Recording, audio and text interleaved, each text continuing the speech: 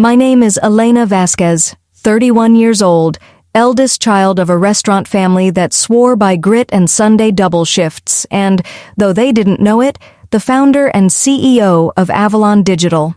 At 2:47 on a fog-washed Tuesday, a text lit my phone in a way that made the whole 42nd floor seem to tilt. Market crashed. You're on your own now. I was in my corner office inside Salesforce Tower, glass rising like a liturgical spire above San Francisco. The Bay Bridge ran a clean gray line across the water, cargo ships shouldering through the afternoon haze toward Oakland as the Pacific rolled breath across the city.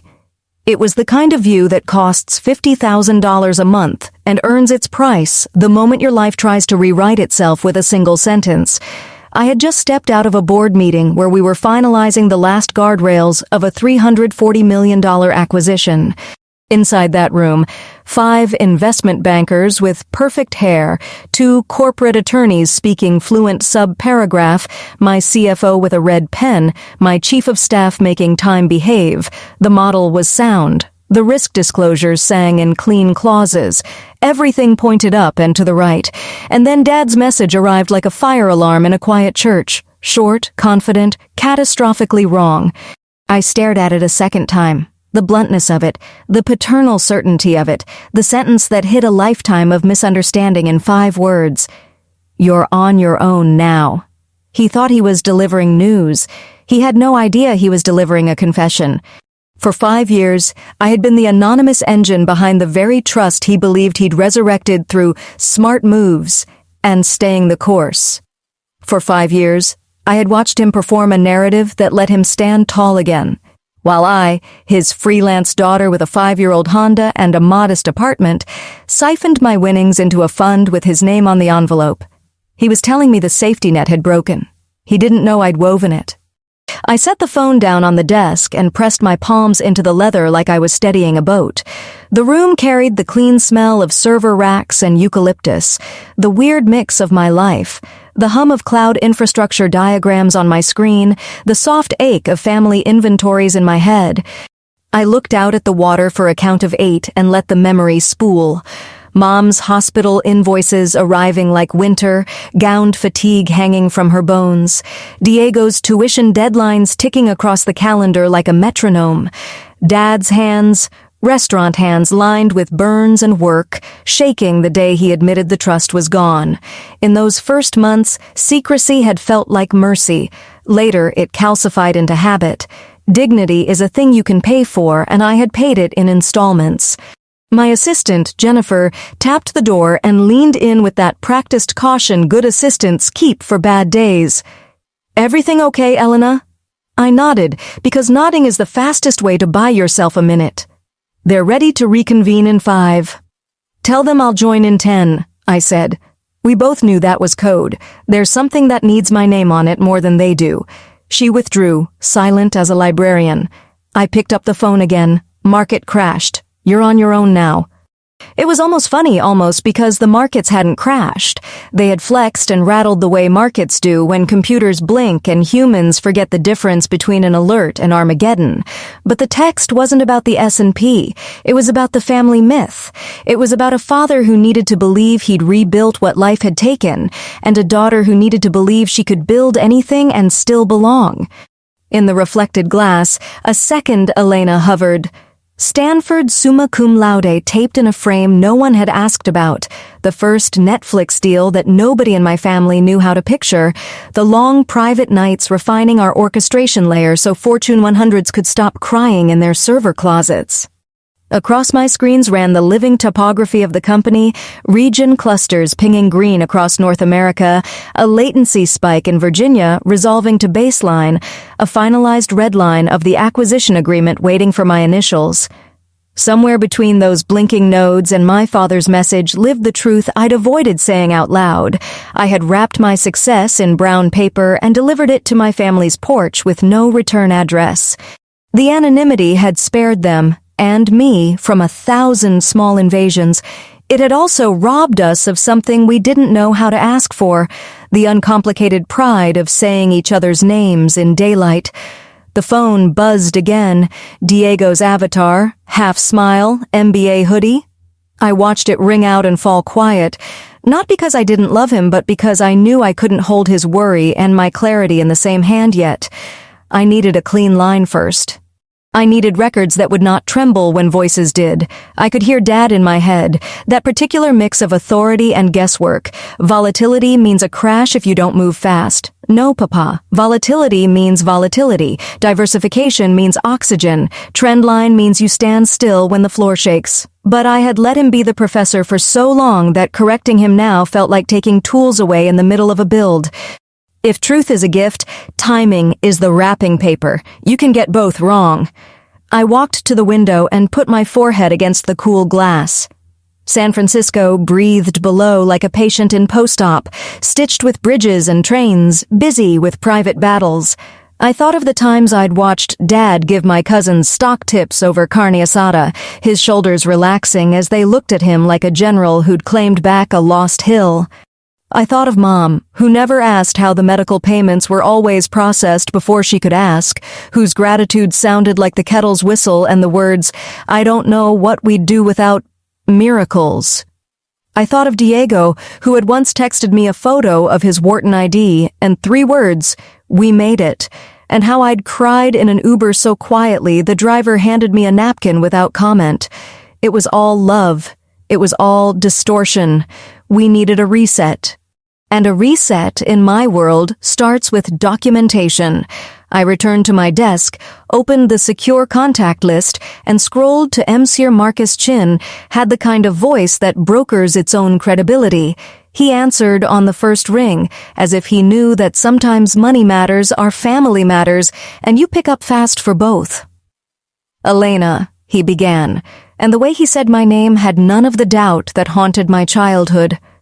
I almost spoke, almost vaulted into the clean lines of instruction, but then I stopped. There is always a moment before the moment, a pause in which you choose whether you will keep history intact or renovate it in public. Out in the bay, a tugboat nudged a container ship into a new orientation. The metal was slow and obedient, and suddenly that felt like a benediction. I ended the call before he could ask how he could help. Not yet. When you move a family's story, you do it with both hands. I needed 5 more minutes for language that would heal while it revealed.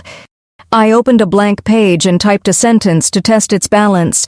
"Please send my father the complete source-level statements for the Vasquez Family Trust."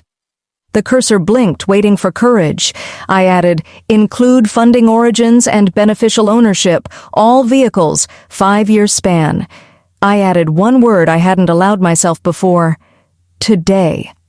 Behind me, the boardroom door opened, and the soft percussion of dress shoes tapped toward my office. I hit save, stood, and squared the line of my blazer. Somewhere between that text and this room, a daughter would become visible, a father would have to set down a story that kept him warm, and a family would learn what we had really been doing all these years, holding each other above water in the plainest ways we knew. I picked up my phone one last time.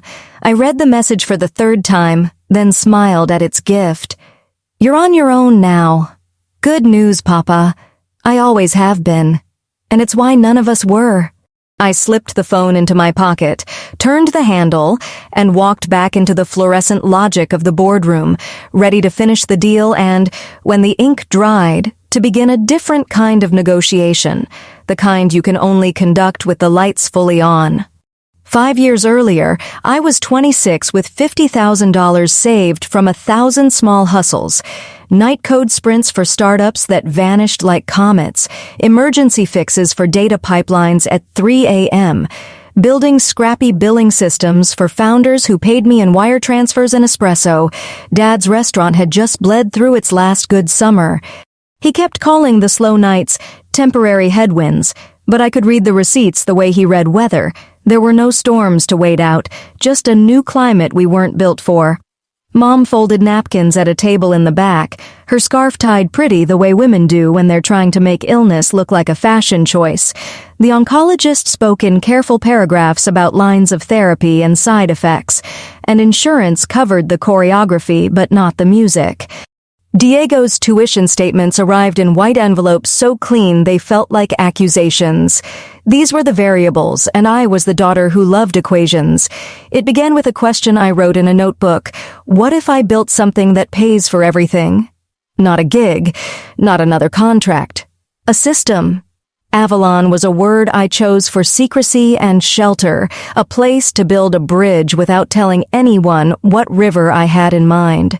I filed the paperwork on a Tuesday, ate a burrito on a curb, and announced my small consulting push in the family group chat because I didn't yet have the courage to say company.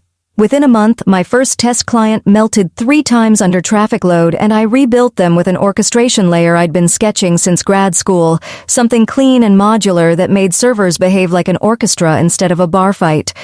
2 weeks later, Netflix called about a cloud infrastructure project big enough to make my hands go cold. I negotiated in the voice I use when I don't want a man on the other end to hear I'm young and female, and I priced it at a number I thought would get me laughed off the call. $12 million later, I had the first violinist in my section and a reason to hire. You think success announces itself with confetti. It doesn't. It shows up like a checklist. Stand up an SRE team, shape SLAs in language that can survive lawyers, draw your first org chart in pencil so you can cry when it changes. I learned what it means for a CFO to frown at burn rate and for a COO to turn chaos into calendars. We raised our first real round, $50 million, and I carried the term sheet folded in my coat like a passport. Venture partners said the word inevitable about our growth, and I pretended I believed them. Under the table, my legs shook for 3 months straight. At home, nothing changed, and everything did. I stayed in the Civic because it started every morning and attracted no stories. I kept my modest apartment because I'd bought a 3,000-square-foot penthouse in Soma with floor-to-ceiling windows and a lease I didn't want cousins seeing on Zillow. In the family WhatsApp, I sent photos of a tidy desk and a plant and called it my little workstation. Dad liked those messages. They let him worry less, in a way that also let him worry more. He had refurbished pride now. He told uncles he was back in the market and learning to play the cycles. They nodded the way men nod at the poker table when the chips are stacked in front of the loudest one. The first time Mom needed a new line of treatment not covered by the main plan, I built a charitable foundation in an afternoon and routed payment through it, so the invoice would arrive with a stamp that did not include my name. The nurse said, "You have a generous sponsor," and Mom squeezed my hand and said, "God has a way." I said, "Yes," because God and daughters are not mutually exclusive. When Dad's payroll collapsed in September, I called 3 corporate clients and booked executive tasting nights at premium rates, then bought out the Saturday reservations so the dining room looked like a hit even as the accountants did triage.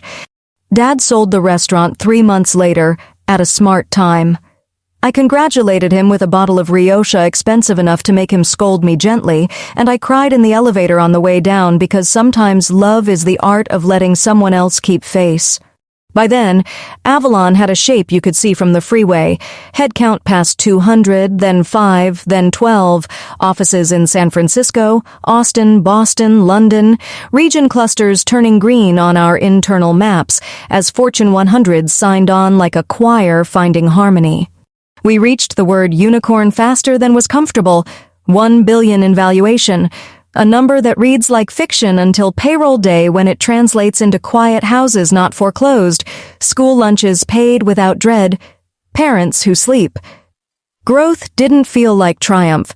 It felt like responsibility, and then gratitude, and then another calendar full of meetings. I built a web of holding companies because privacy is not a single switch, it's a network. Avalon Holdings, LLC was the clean face of the network. Behind it lived vehicles named for rivers Mom loved in documentaries she watched on quiet afternoons.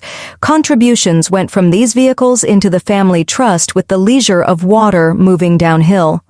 Dad believed he had rebuilt the fund through savvy reallocations and a strong stomach.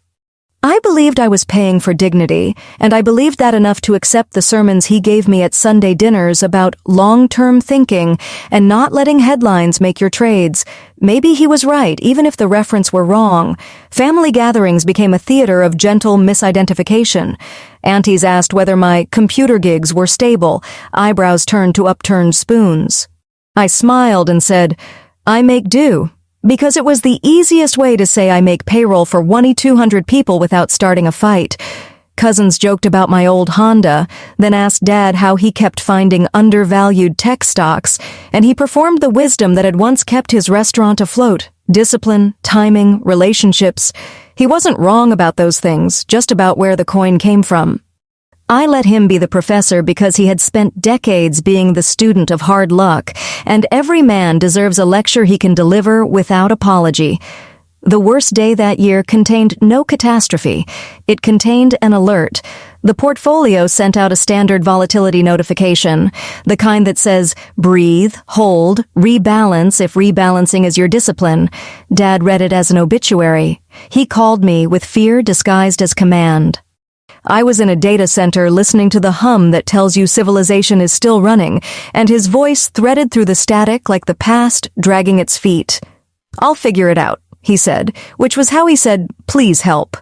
I did, quietly, and then sent him an article about market cycles under an alias that makes my bankers laugh. He forwarded the article to me later with 3 words: "Good perspective, kid." On the other side of the ledger, I kept planning. Avalon's revenue lines thickened, our churn line stayed thin, our uptime charts looked like EKGs you keep forever. We refined our IPO language not because we were ready, but because a company like ours lives under cameras. It's best to keep your script written. Every time I considered telling my family, I rehearsed the look on Dad's face, and the rehearsal stole my nerve. I wasn't afraid he'd be angry. I was afraid he'd be smaller. Pride is not a sin when it keeps a man alive. So I doubled down on the lie that felt like care. I told no one that Diego's scholarship gap was a gap I filled the way sound fills a room. I told no one that the trust statement's growth was me pouring clean water into his tall glass. I told no one that the market winds Dad described were really me, standing still when the floor shook. The myth made holidays easier. It also tethered me to a version of myself that looked like a shadow next to a kitchen lamp. You can live like that for a while, moving money like a stagehand, letting everyone celebrate the actors as if they built the set. You can even convince yourself it's better, but myths have temperature limits. They warp under heat. By the time the board began pushing for a concrete IPO window and the bankers spoke in quarters and tranches, the secret had become an organism with needs of its own. And then a Tuesday text arrived. Market crashed. "You're on your own now." And the organism shuddered. The choice wasn't secrecy or disclosure anymore. It was whether love was going to remain a costume or step onto the stage in its own name. I like to believe in elegant solutions. This wouldn't be one. It would be a clean ledger and a hard conversation and a family culture that would need to learn a new grammar. But I had built a company on the premise that transparency, correctly timed, stabilizes systems. I could do the same at home. I still had the draft email open. I moved the cursor to send. I hit send on the email to Marcus and felt the tiniest click inside my chest, the sound of a gear finding its proper tooth. The subject line was as dry as law. Family trust, full source statements, 5-year span. The body was blunt. Please deliver complete statements, including funding origins, beneficial ownership, and all vehicle flows, to Roberto Vasquez today. Documentation first, conversation second. That's how you stabilize a system you care about. My phone rang almost before the whoosh of the email finished echoing in my head. "Elena," Marcus said, polished and unflappable, the way people sound when they spend their days moving high numbers across careful screens. "I received your instruction." I stood as if the floor would listen better if I did. "Include everything," I said. "Contributions, vehicles, beneficial owners, allocations, performance, rebalancing memos, the works." There was a short silence on his end, the professional kind that contains both concern and respect. "You've previously asked us to maintain confidentiality about those sources," he said gently. Sending this will unmask your contributions entirely. I looked at my reflection in the glass, at the barely visible tremor in my jaw. That's the point, Marcus, I said. Consider this a governance event. He didn't argue. Understood. I'll expedite. You'll receive confirmation when it's delivered. After we hung up, I realized I had been bracing my shoulders the way you do when a doctor is about to press on a bruise. I rolled them back and let the air go. The board's voices drifted through the wall in elliptical jargon, caps, synergies, and for a moment I envied the relief of talking only about units and margins. Family math carries decimals you can't write down. I reopened my laptop and pulled the performance dashboard for the family trust, the one I'd built in a private folder whose title was so boring no auditor would ever be tempted to read it for fun. The graphs were the opposite of dramatic, a slope you could skate on. Modest dips where the S&P jittered, steady recoveries with the discipline of dollar-cost averaging. If you knew what you were looking at, you could see strategy in the line, diversification as oxygen, fixed income as ballast, public tech in reasonable weights, a cautious layer of real estate investment trusts and global index funds, a smattering of private placements vetted within an inch of their due diligence.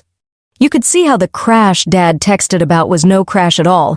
It was a volatility alert, the digital equivalent of a weatherman saying, "Gusts later, bring a jacket." I took a breath and rehearsed the language, not the kind you use on CNBC, but the kind a daughter uses when she wants to replace fear with understanding without stripping anyone's pride. Volatility doesn't mean permanent loss, Papa. It means motion. Loss becomes permanent when you lock it in. Diversification is not a buzzword, it's a lung. Rebalancing is not panic, it's posture. And that alert you got, it's the system asking you to breathe, not to jump. I wrote those sentences down as if writing them gave me the right to say them. The trouble is that information travels with gravity. It can land as help or as correction, and the difference is the difference between a bridge and a wall. For 5 years, I had let Dad teach me markets at Sunday dinner because it kept his spine upright. If I came in now as the expert, I could save the ledger and lose him. I wanted both, the truth and the man who loved telling it. The phone buzzed with a new message from Marcus. Courier dispatched. Digital copies sent to your father's secure email. Estimated receipt. 45 minutes. I thanked him and stared at the timestamp, 3:38 p.m. A number that would not matter to anyone later except me, the archivist of my own life. I closed my eyes and saw Mom in her chair by the window saying, "We've had worse days." The week the restaurant books went red enough to look like a wound. We had had worse days. This wouldn't be one of them. This would be a day we moved furniture, so no one tripped in the dark. The door nudged open. Jennifer's head appeared like a punctuation mark at the end of a sentence. "They're set for you," she said. 2 minutes. I nodded. 2 minutes, I echoed and gestured to the chair. "Can you hold them? If they ask, say I'm resolving a diligence item." She trained her face into the mild expression of a person who knows the difference between a white lie and a useful truth. Of course. Alone again, I opened a new blank page and wrote at the top, "Family call plan." It felt absurd. Who outlines a conversation with their parents? And exactly right. You plan for the meetings that matter.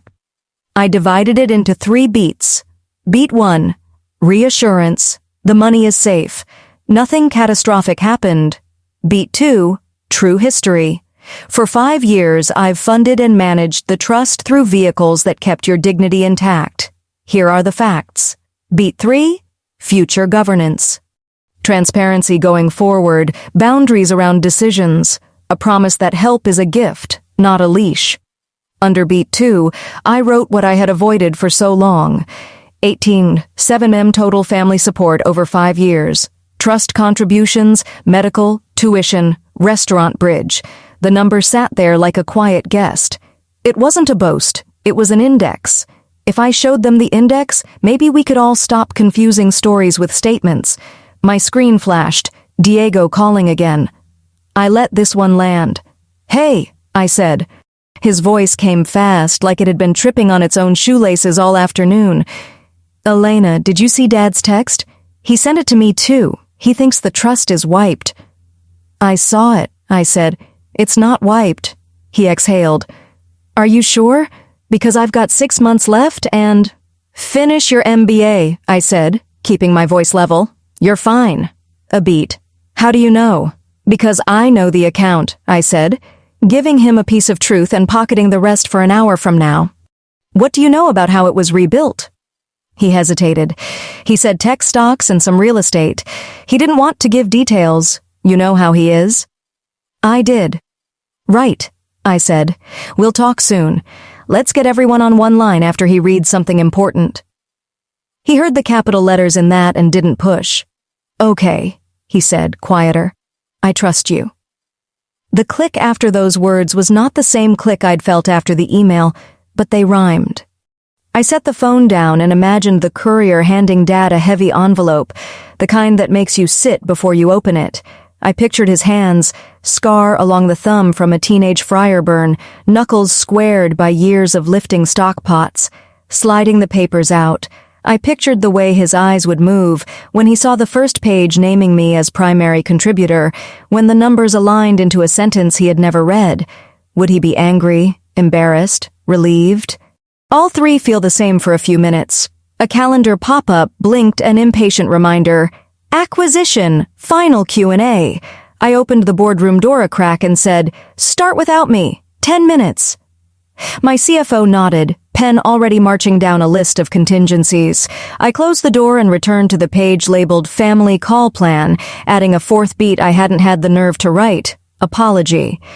Not for the money, not for the privacy, those I would defend, but for the loneliness I'd built into our house. The secrecy had protected us from interference. It had also cost us years of uncomplicated pride, the kind kids collect and spend as adults when the world gets loud. The phone rang. Dad. Caller ID in all caps the way I'd set it on purpose, so I'd always answer even when I didn't want to. I didn't pick up. Not yet. Let the paper speak first. Paper has no tremor. A minute later, a text. What am I looking at? Another. Is this a mistake? Then, call me. I called. His voice landed somewhere between outrage and awe. Elena, these statements. Why do they say Avalon Holdings LLC? Why do they say you? The room felt very, very quiet, the way a house feels when the power goes out and you realize how loud the refrigerator had been. Because they are accurate, I said softly. I asked the bank to send the full record. He inhaled like a diver. But you work from home, he said, clinging to the oldest plank. Freelance, projects. How could you? I let him have the words. Then I measured mine. Papa, I haven't been a freelancer for 5 years. I founded a company called Avalon Digital. We build cloud infrastructure and data analytics systems for large enterprises. We have offices. We have clients you recognize from billboards on the freeway. Silence then. How large? I told him the last private valuation number. He didn't speak. Somewhere in the line, I heard a chair find a floorboard.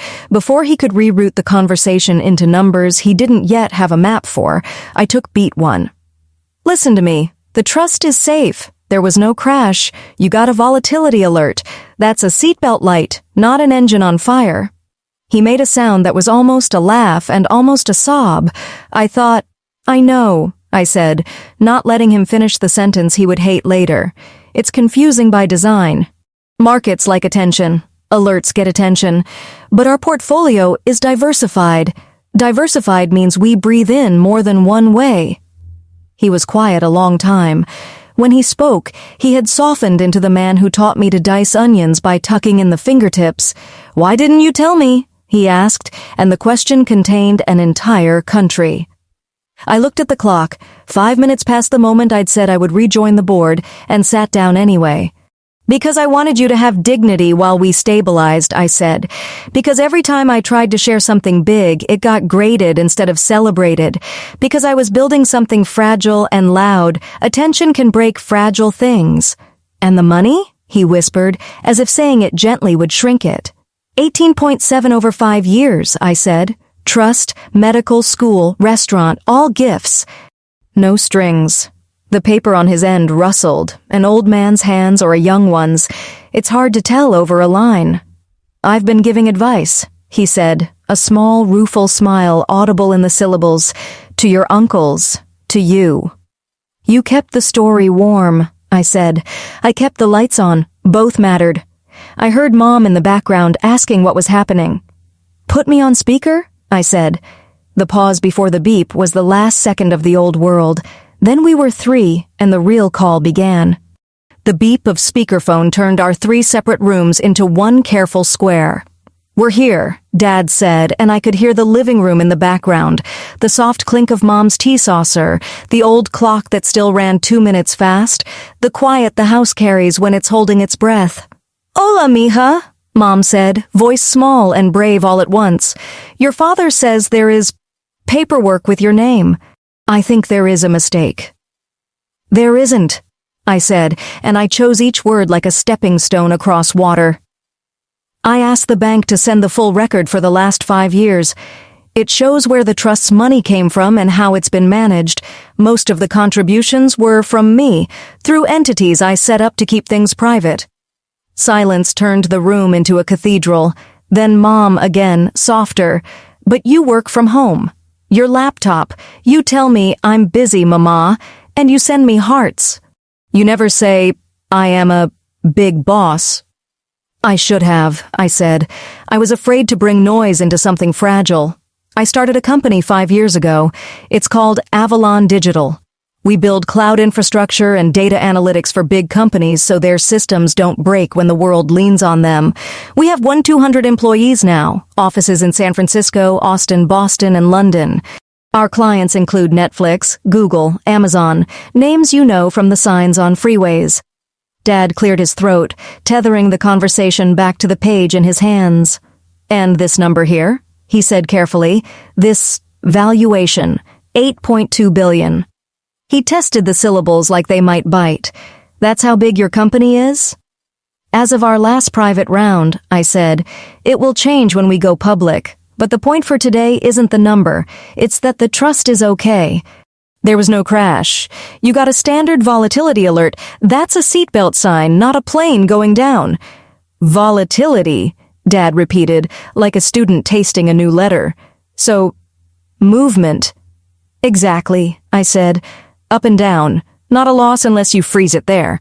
Our portfolio breathes by design. Stocks, bonds, funds that cover the globe, real estate exposure, some very careful private placements.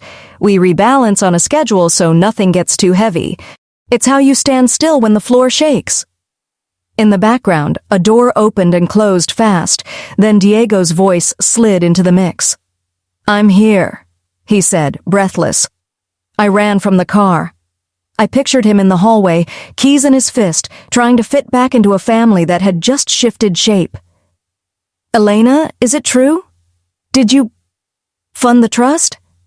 "For 5 years," I said, quietly. "So Dad could breathe, so you could finish school. So Mom could get care without the word debt sitting on the bed." "How much?" Diego asked, blunt in the way people are when they need one bright fact to hang on to. I glanced at the spreadsheet open on my own screen and let the number cross the bridge. 18.7 million. Trust contributions, medical bills, tuition, and a few bridges when the restaurant needed weekends that looked like miracles. Mom made a small sound, the same one she made the morning a nurse told her a scan was clean. "Mija," she said, and then words failed her. The clock did its 2-minute fast tick, and somewhere a neighbor's lawnmower buzzed through the open window like a reminder that the world goes on mowing its lawns while you rename your life. Dad found ground in discomfort, his true native language.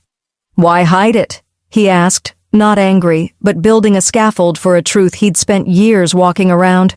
"Why let me talk like a genius investor at barbecues? Why let me tell your uncles about reallocation, about cycles?" "Because you needed it," I said, "because when I used to share wins, they got graded instead of celebrated. When I graduated summa from Stanford, you said it was nice, but not practical. When I landed a big consulting contract, Mom worried it was temporary. I knew that if I told you about Netflix, about the funding, about headcount, the conversation would shift from pride to advice, and I didn't have room for extra hands on the wheel. I decided to keep your dignity and my runway. It wasn't the perfect decision. It was the one I could live with. Diego exhaled a laugh that wasn't funny. And we've been giving you advice, he said. I told you to take more LinkedIn courses last year. You were right about 2 of them, I said, and he laughed for real, the sound cracking the tension like an egg. Listen, I continued, this isn't about catching anyone in a mistake. It's about telling the true story, so we don't have to keep tripping over the old one. Dad rustled more pages. Here it says, he read, Avalon Holdings, LLC, beneficial owner, E. Vasquez. Another, Rivera Ventures, beneficial owner, E. Vasquez, all these rivers. He paused. You named them for the documentaries your mother watches. It wasn't a question. It was him remembering the way I watch Mom watch TV, the way I tuck blankets around her feet even when she insists she isn't cold. Yes, I said, because you don't have to put your name on love to make it count. Dios mío, Mom whispered, and you still drove that old Honda. It starts every time, I said. And I liked that no valet ever looked at me twice. Diego's voice got a little professorly, Wharton leaking into the room. If the company is worth 8.2 and you're founder, then your stake is about 22%, I said, saving him the calculus. It's worth a lot on paper. Most of it stays as stock. We're preparing to IPO within 6 months if the windows stay open. I could feel Dad stiffen. Not at the money, but at the alphabet. IPO, he said slowly. That's the day they ring the bell. That's the day they ring the bell, I said, smiling into the phone. Reporters called today. I told them tomorrow. Another long quiet. Then Dad's voice again. The rough edge sanded down to something I recognized from childhood, from late nights at the restaurant when he'd teach me ratios by making me double recipes. I feel like a fraud, he said. I've been giving speeches on strategy when really... He groped for a word that didn't punish him. Really, we were standing on your shoulders. You weren't a fraud, I said. You were a father. You kept the family story warm. I kept the ledgers warm. We built the same house from different sides. Mom cleared her throat, the sound of a woman retrieving her agency. What do you need from us, Hija? She asked, which is the most beautiful sentence a family can say after the ground moves.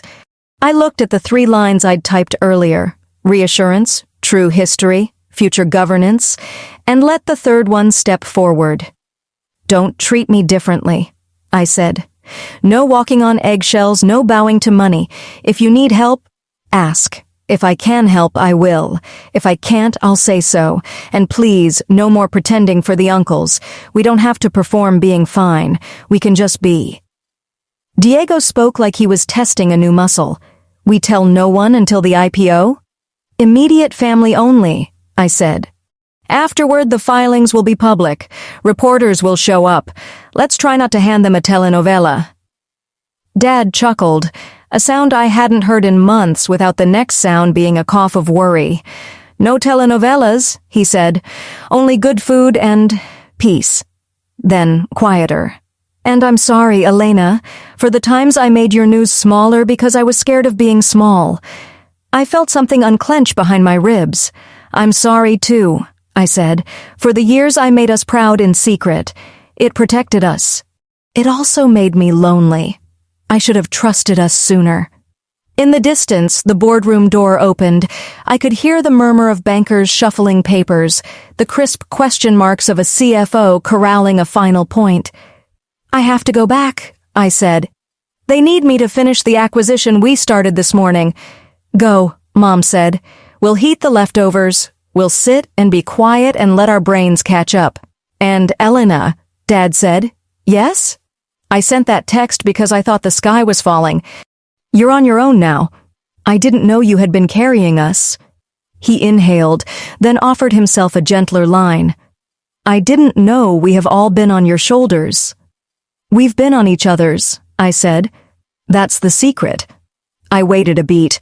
Also, I added 400,000 last month. That's in the packet. You'll see the memo.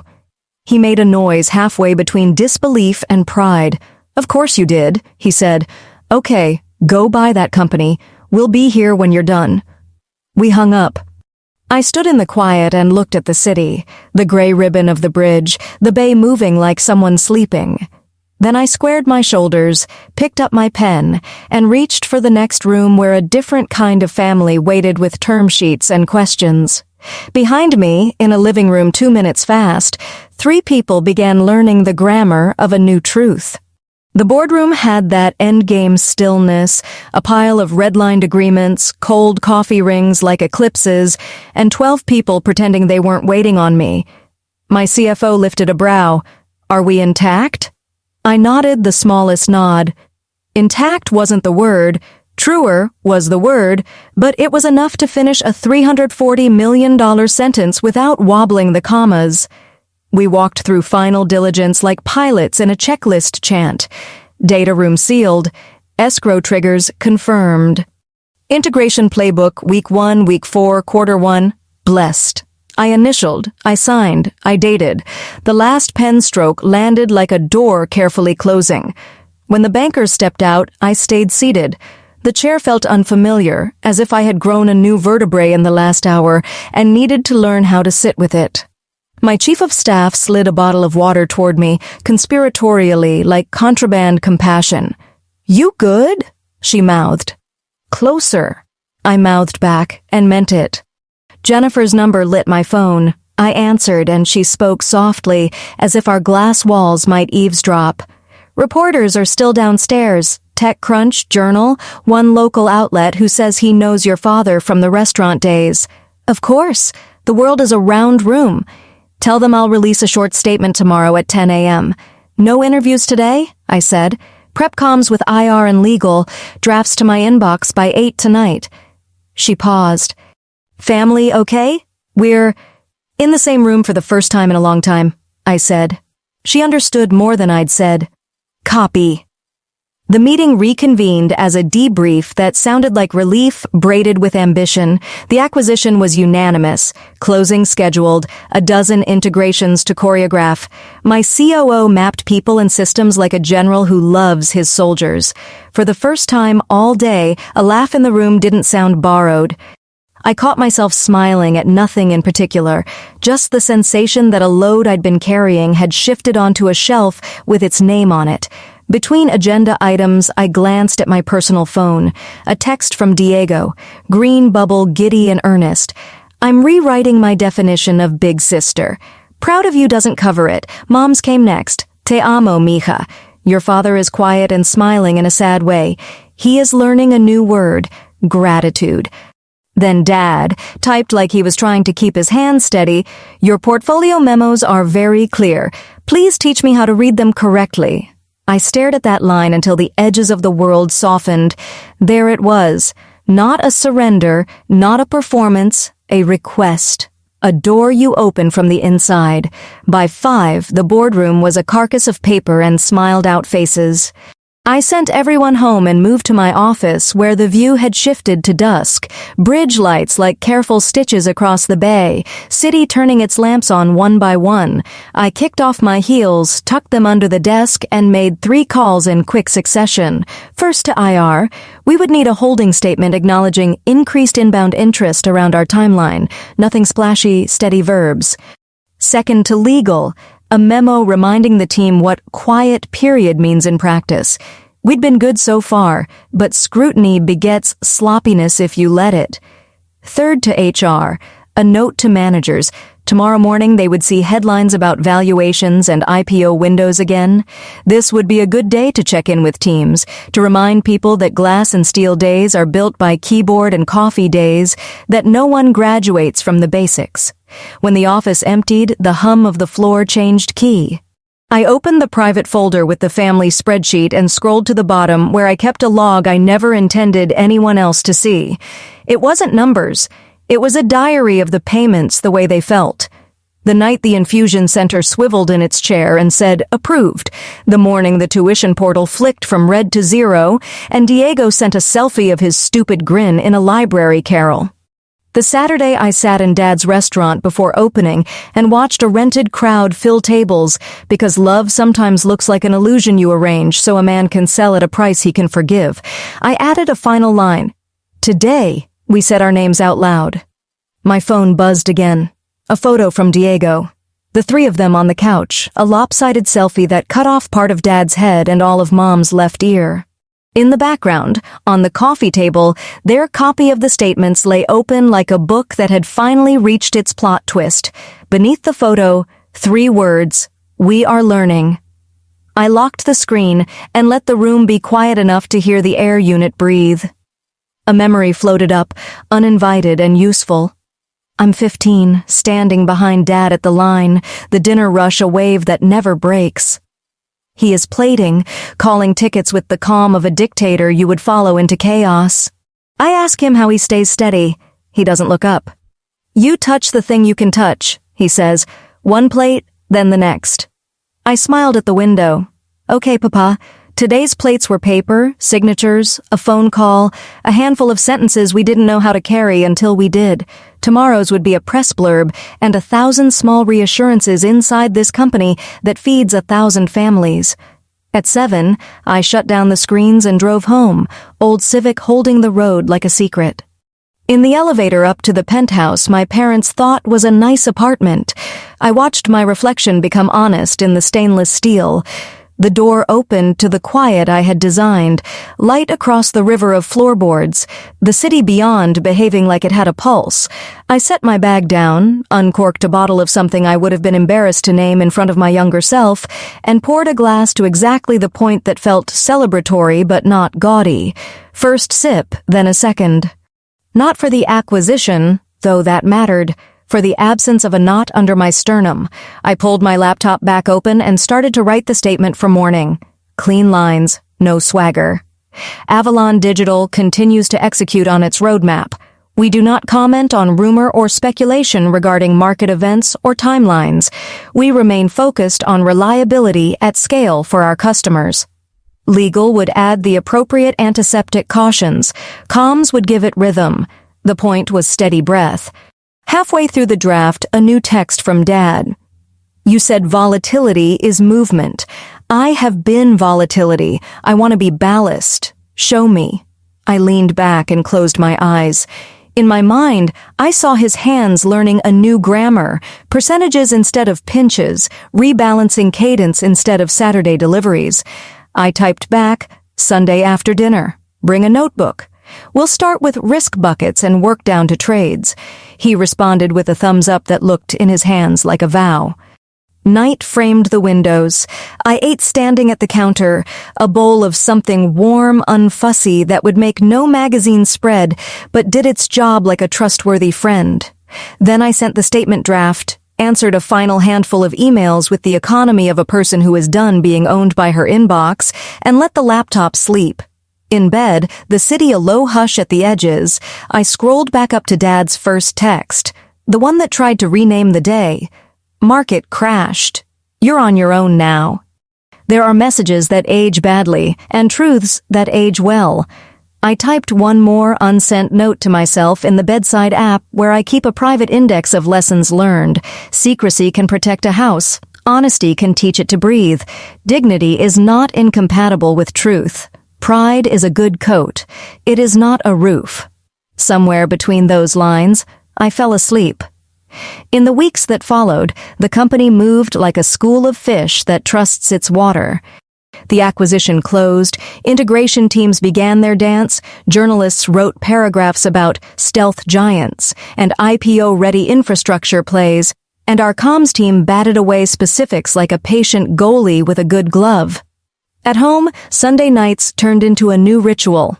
After dishes, I opened a laptop at the kitchen table and taught my father how to read the maps I keep in my head. We started with asset classes and why boredom is a feature, not a bug. We covered rebalancing rules, how the calendar is a discipline, not an alarm. We practiced not reacting to alerts. He listened the way a man listens when he realizes the next chapter requires a new alphabet. Mom brought tea and asked small, practical questions. What is a basis point? What is an ETF? What happens if a CEO wakes up cranky? Diego chimed in with MBA vocabulary that I translated into kitchen metaphors until he laughed and admitted he liked mine better. Privacy didn't vanish. It matured. We agreed on ground rules: who tells what to whom, what we never discuss at parties, which cousins get the sentence, "she works in tech," and which get the slightly longer one. I told them the comms team's prediction. Within 3 months, we'd likely ring a bell in Times Square. Dad tested the sentence out loud in the living room, as if practicing for a waiter who might ask where we were headed. "We are going to New York," he said, "to see our daughter ring a bell." He said it once, twice, a third time, until the room learned to hold it. On a Thursday evening, 8 weeks later, the invitation arrived. I forwarded it to the family thread with the briefest caption, "Pack nice clothes," and a bell emoji. My phone vibrated like a tiny celebration. The next morning, Mom texted a photo of 3 suit bags on the couch and a question about winter coats. Diego asked if it was acceptable to cry in public markets. Dad sent a photo of his old tie collection, arrayed like retired athletes, and wrote, "Do I buy new, or do these still have a good game in them?" "Both," I typed. "We're bringing everything that got us here." The morning we rang the bell, New York felt like a metronome set to brisk. Taxis measuring the avenues, steam rising from grates like the city was making its own tea. We were on the floor of NASDAQ by 9:12 a.m., badges clipped, our logo pulsing across 1,000 screens in a blue I had once chosen during a midnight debate over trustworthy versus alive. My senior team clustered near the podium, each of them wearing a variation of the same expression, joy with its shoes tied tight. To my left, my family stood in a straight, careful line as if they had practiced at home. Mom in a navy dress that made her look like the answer to a question you hadn't known to ask, Diego in a suit he pretended he hadn't had tailored, and Dad in a gray number with lapels that behaved. I'd bought it for him last month, but he'd insisted on choosing the tie himself.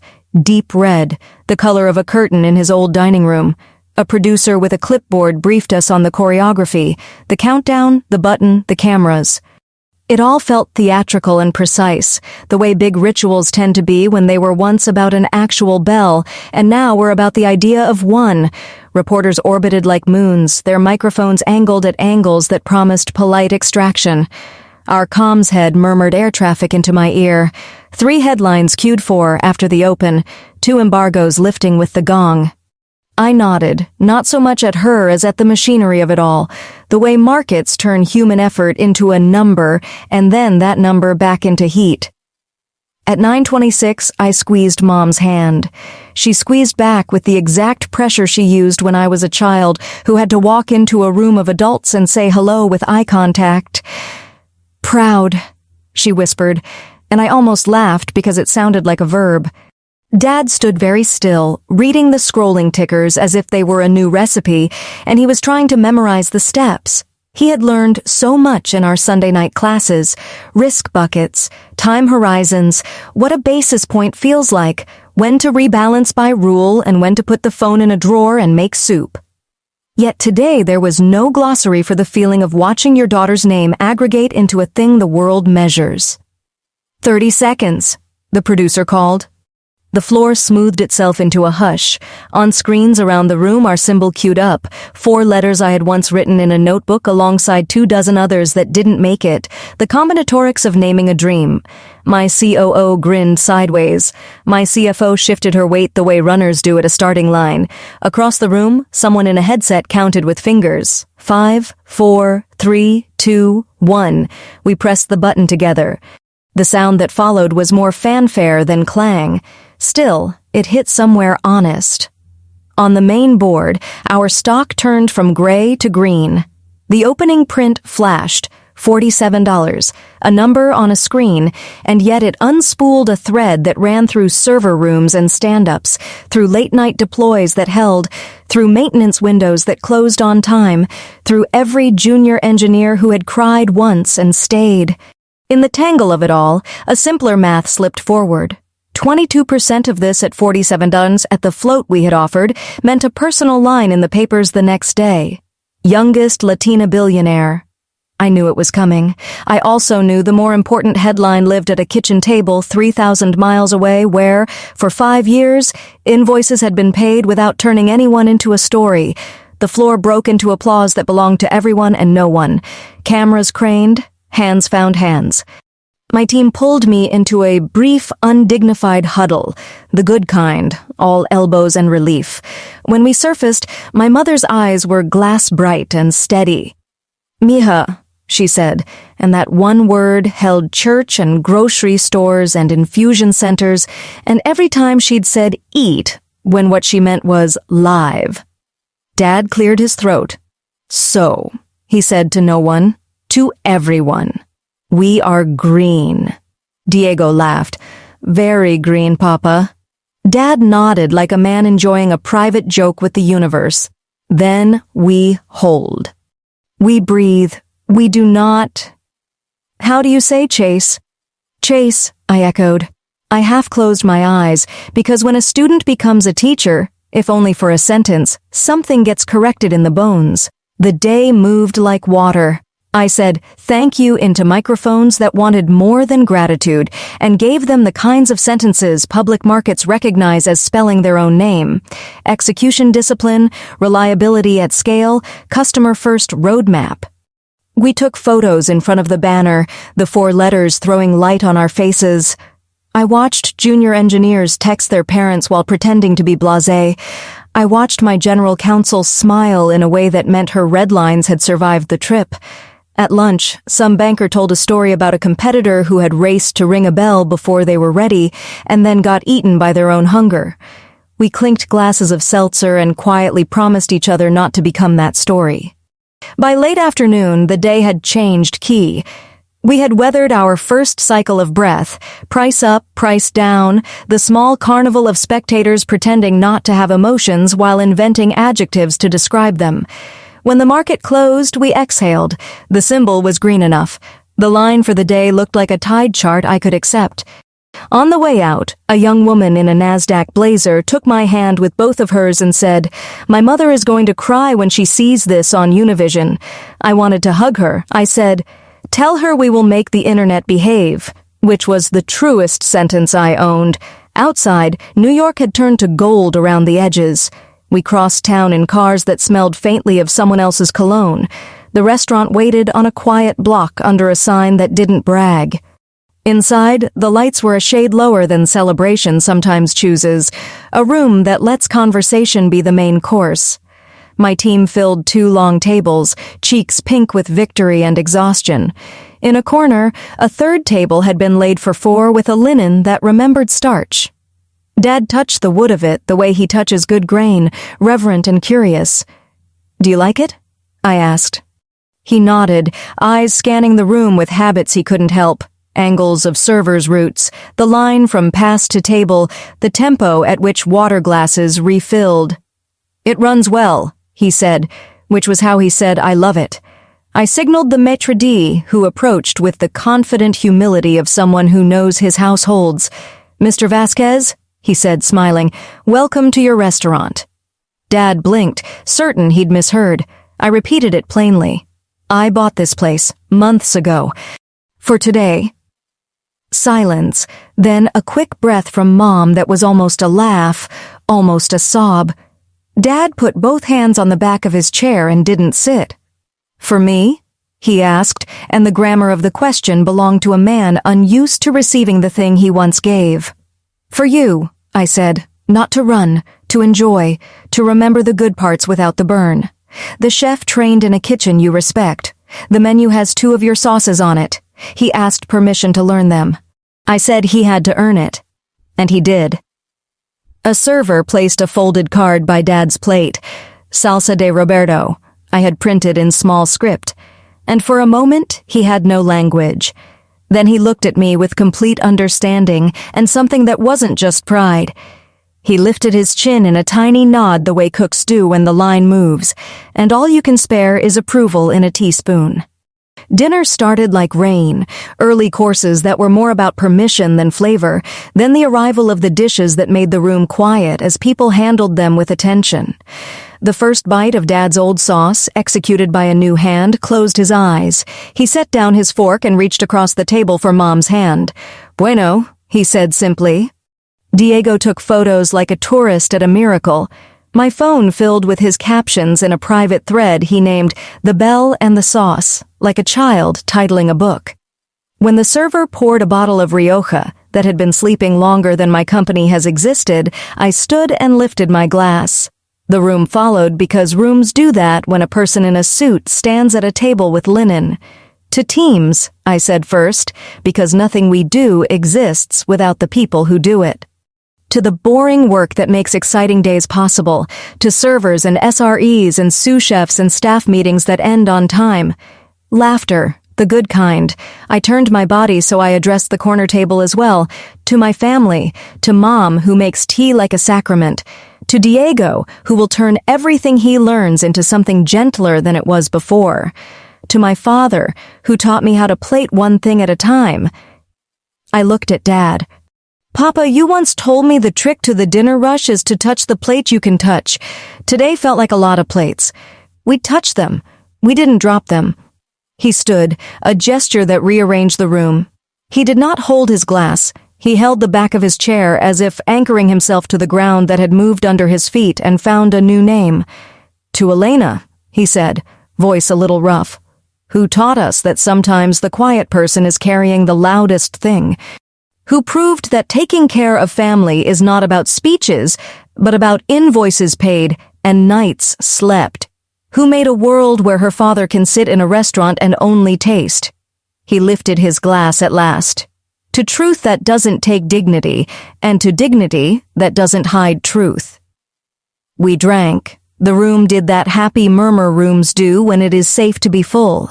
After dessert, something citrus with a sugar edge that snapped, I asked the maitre d' to take Dad into the kitchen. He hesitated at the threshold from habit, then stepped in. Stainless gleamed. Knives lived where knives should live. The chef turned with respect already arranged on his face. "Chef," he said to my father, and I watched the years lay down and behave. They talked reductions for 10 minutes like two men discussing weather patterns over a continent only they can see. When Dad emerged, he looked lighter by 2 pounds of old fear. By the time we spilled back onto the sidewalk, New York had gone the color of stories people tell themselves to get through winters. We stood there, too overdressed for the hour, blinking at taxi lights. Dad tucked my hand into the crook of his arm, a rare old-world gesture he saves for very good days. "Tomorrow," he said, "we are tourists. Central Park, hot dogs, that big bookstore." I smiled. "Yes, Papa, and maybe we buy you a new tie. One that remembers today." He touched the red at his throat. "This one remembers," he said, "but a friend is good." The cars took us away, and the city kept being a city, shrugging at our small joy because it has seen bigger and will again. In the hotel room later, I set my phone on the nightstand, screen up, and watched the notifications arrive like doves and paper planes. Headlines, congratulations, requests, a dozen old friends reactivated by the scent of Bell. I let them collect. I went to the window, pressed my forehead to the cool glass, and looked down at the measured grid. It had been a very public day. The best part was private. 4 people learning to say each other's names without performing. The rest, the numbers, the photos, the bold font, would be tomorrow's paper. Tonight was a room with a view and a family with a new grammar, and the knowledge that the hardest part of the story was not the building, not the ringing, but the telling. We had told it. It had held. The night after New York, I woke before the city and watched the dark turn into a kind of slate hope. The hotel window framed the grid like a diagram of how humans insist on order even as weather and chance shrug at us. I opened the bedside app where I keep small, true sentences and scrolled to the one I wrote the day my father texted me. Secrecy can protect a house. Honesty can teach it to breathe. It read differently now, not softer, truer. We had crossed a bridge without burning it. We had learned a new grammar without erasing the old language. And the line I hadn't dared to write, dignity and truth are not enemies, felt like a thing I could say aloud without breaking anything we loved. In the weeks that followed, life didn't become a parade. It became a rhythm. Headlines did what headlines do. They crowned, they questioned, they evaporated. Some people said I appeared overnight, which is how the world describes a decade that didn't ask for their permission. Co-workers returned to stand-ups and deploys. Clients kept asking for reliability and cost-down magic. And we kept giving them both, because that is what we promised before the bell and what we must deliver after it. At home, the shift was quieter and more permanent. The family thread learned to carry money without making it the main event.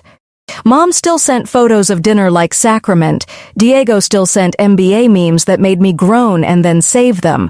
Dad wrote out rebalancing rules on index cards in his own handwriting, a catechism he could trust under pressure. Touch the plan, not the panic.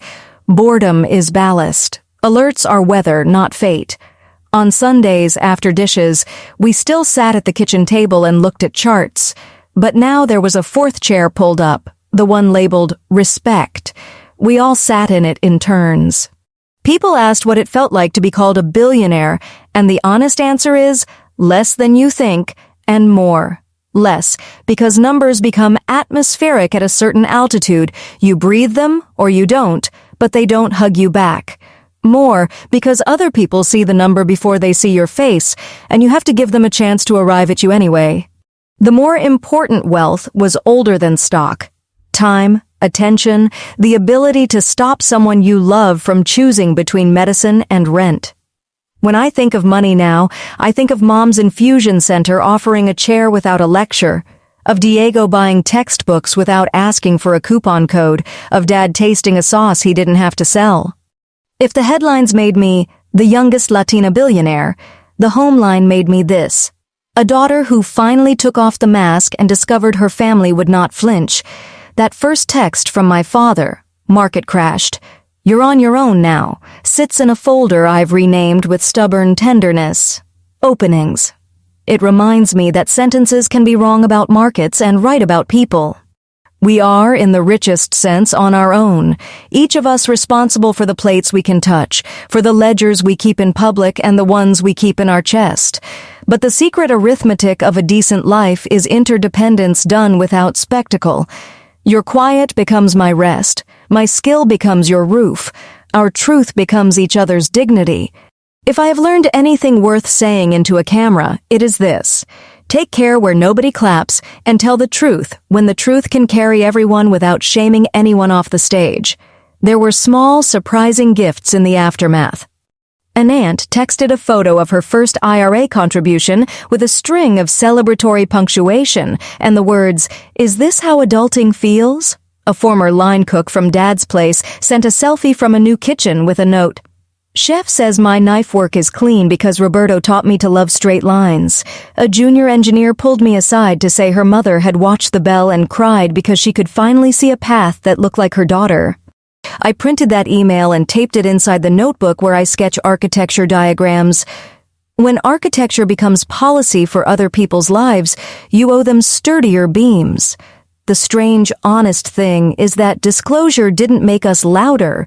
It made us kinder. Dad still tells stories at barbecues, but now he sometimes pauses in the middle and says, "Ask Elena. She knows the part about time better."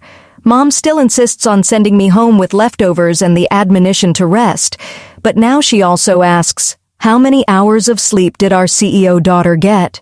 And it makes us both laugh. Diego is still Diego, ambitious and incurably sincere, but he understands that leverage isn't just a finance term, it's a family one. Everyone pushes in the same direction, and nobody pretends to be the whole machine. If you were sitting across from me right now, I would tell you this plainly, without metaphor. I hid because I thought truth would shrink the people I loved. I revealed because I learned that truth, offered with respect, lets people grow in the exact shape they were meant for. I do not recommend secrecy. I understand it. I do not recommend confession. I recommend timing. And I recommend, above almost everything else, the discipline of gratitude practiced like a sport. It keeps you conditioned for the days when the floor trembles, when alerts blink, when fathers text sentences that get the market wrong and the heart right. So, thank you for walking with me through this story. The boardrooms and the hospital rooms, the old Civic and the glass tower, the seatbelt sign alerts and the bell that was mostly an idea, the sauce that tasted like memory, the restaurant that held a man without asking him to save it, the family that learned a new grammar without calling the old one a lie. Thank you for lending me your attention, which is the rarest currency that ever existed. My wish is not that you ring a bell or raise a round. My wish is that you find the plate you can touch, the person you can carry without dimming your own light, the sentence you can say that lets somebody breathe. To everyone watching, may your health be steady, your homes warm, and your families, by blood or by choice, be places where dignity and truth sit at the same table and pass each other the bread. If this story gave you strength, if it helped you name something that was waiting for its name, I'd be honored if you subscribed, stayed with us, and shared this with someone who needs a quiet kind of vindication. There are more rooms like this, more myths ready to be retired with gentleness, more ledgers that need love as much as math. We'll keep telling them, one plate at a time, with the lights on.